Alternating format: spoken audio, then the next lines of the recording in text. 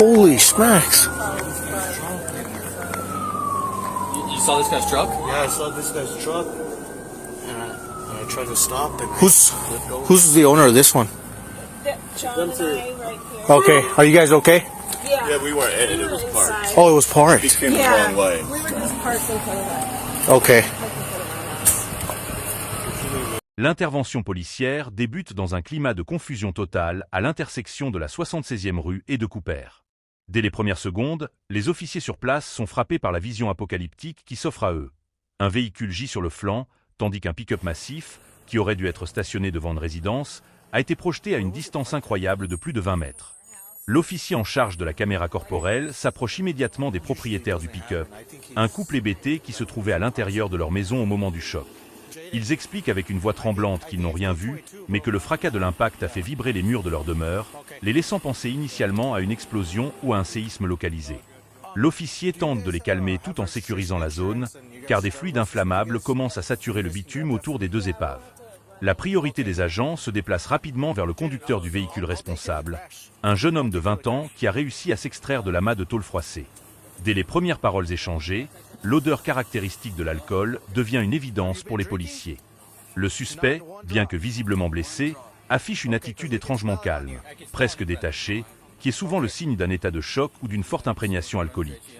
Il nie vigoureusement avoir consommé la moindre boisson, répétant en boucle la phrase « pas une seule goutte ». Cependant, ses yeux sont vitreux et son équilibre est précaire. L'officier demande à son collègue de préparer les tests de sobriété sur le champ, tout en appelant les services médicaux d'urgence, bien que le conducteur refuse obstinément toute aide médicale, craignant probablement que des prélèvements sanguins ne confirment son état.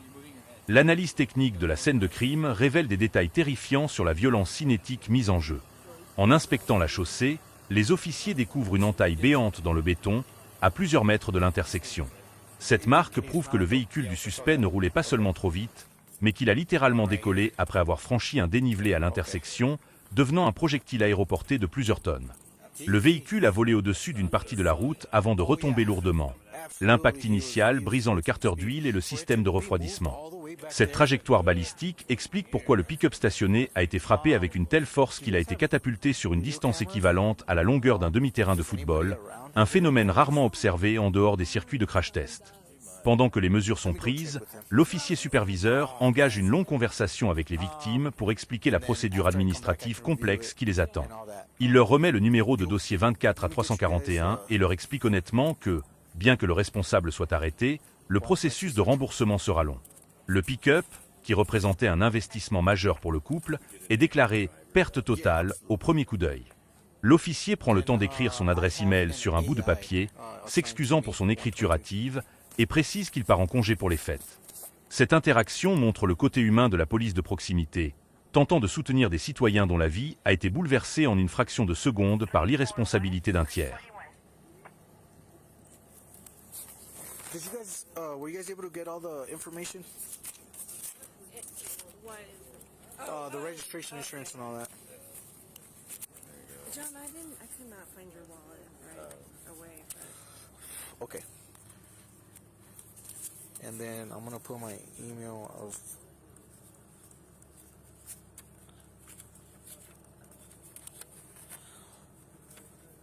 La recherche de preuves numériques devient alors un enjeu majeur. L'officier apprend qu'un voisin dispose d'une caméra de surveillance de type Ring, idéalement placée pour avoir capturé le saut du véhicule.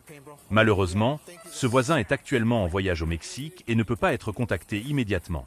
L'agent demande aux victimes de faire le lien dès le retour du voisin pour que la vidéo puisse être ajoutée au dossier d'accusation.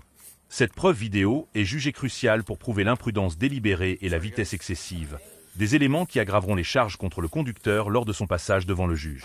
Sans cette vidéo, la défense pourrait tenter de plaider une défaillance mécanique, une ligne de défense que les policiers veulent neutraliser par des preuves visuelles indiscutables. L'état mécanique du véhicule responsable est décrit par les agents comme étant totalement pulvérisé.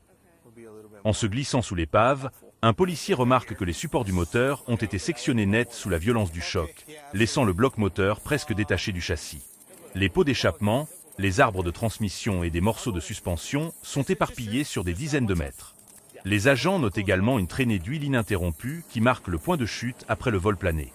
Cette traînée sert de fil d'Ariane pour les enquêteurs, leur permettant de cartographier avec une précision millimétrée chaque étape du crash, de l'envol initial à la position finale du véhicule sur le flanc, illustrant une force de frappe comparable à celle d'un obus.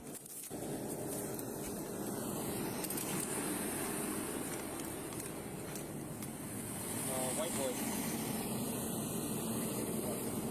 Right there. Boom. All of his undercarriage bone right there. That's where it hit me. Yeah. Like that and that side right there. Yeah, it doesn't like glasses.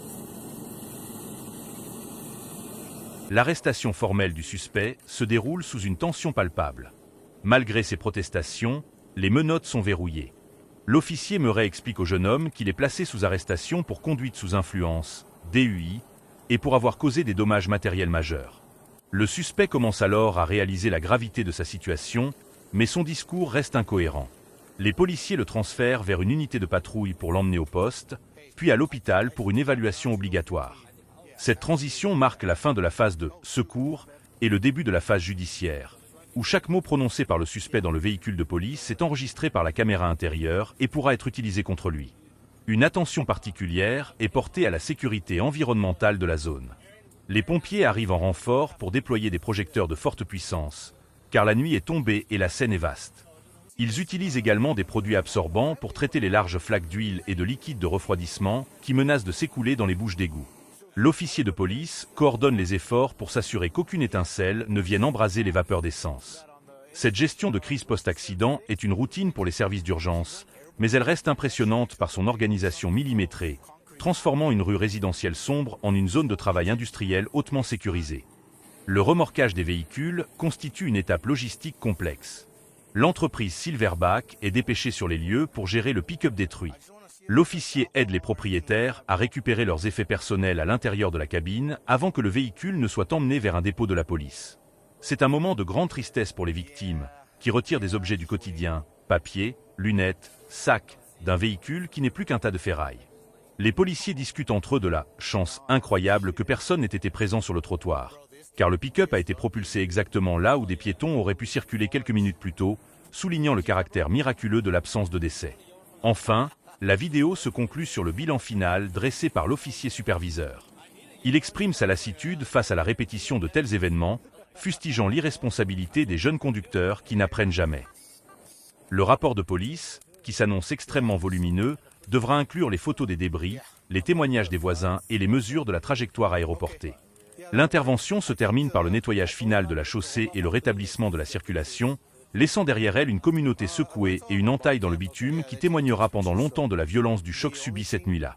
Le suspect, quant à lui, entame une longue nuit entre les mains de la justice, avec des conséquences qui marqueront sa vie pour les décennies à venir. Le dossier est maintenant entre vos mains. Est-ce que la police a agi avec discernement ou, selon vous, les limites ont été franchies? Votre avis compte, exprimez-vous dans l'espace commentaire. Pour soutenir notre travail de documentation, n'oubliez pas de laisser un pouce bleu et de vous abonner à Bodycam Dossier. On se retrouve très vite pour une prochaine analyse.